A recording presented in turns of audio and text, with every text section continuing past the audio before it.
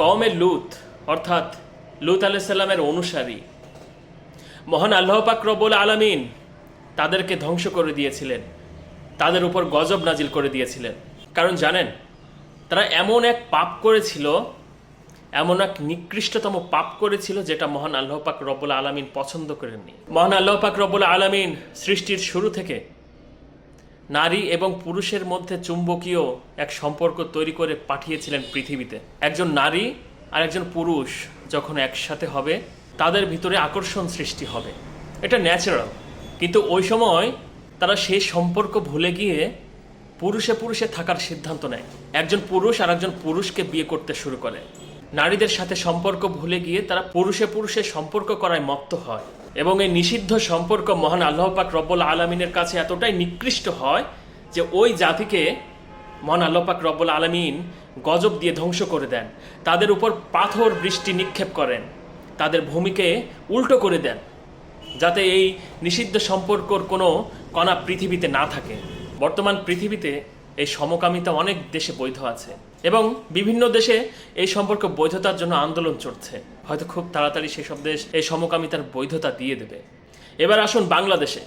আমাদের দেশে অনেক বাবা মা আছে, তারা চায় তাদের সন্তান দ্বীনি শিক্ষায় শিক্ষিত হোক, তারা চায় তাদের সন্তান ইসলামের একজন ভালো স্কলার হোক। এই আশায় তারা তাদের সন্তানকে ছোটবেলায় পিটাইতে পিটাইতে মাদ্রাসায় দিয়ে আসে এবং ওই মাদ্রাসার শিক্ষক নামে কুলাঙ্গার, শিক্ষক নামের পশু যারা আছে ওখানে, তারা ওইসব কোমলমতি শিশুদেরকে দিয়ে শরীরে তেল মালিশ করায়, পা টিপিয়ে নেয়, তাদের ব্যক্তিগত কাপড় ধুয়ে নেয় এবং তারা বলে যে এসব কাজ না করলে নাকি আলেম হওয়া যায় না। সারাদিন এসব কাজ করানোর পরে রাতে তাদের মনোরঞ্জনের জন্য ওইসব শিশুদের থেকে বাছাই করে তাদের শয্যাসঙ্গী করে, তাদেরকে ধর্ষণ করে। আপনি এসব নিউজ অহরহ পাবেন, ইউটিউবে পাবেন, ফেসবুকে পাবেন। এসব শত শত নিউজ আপনি পেয়ে যাবেন খুব সহজেই।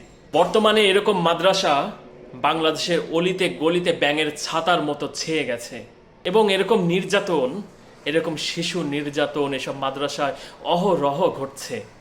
কিছু আমাদের কানে আসছে মিডিয়ার মাধ্যমে, আর বাকিগুলো থেকে যাচ্ছে ওই দেয়ালের অগোচরে।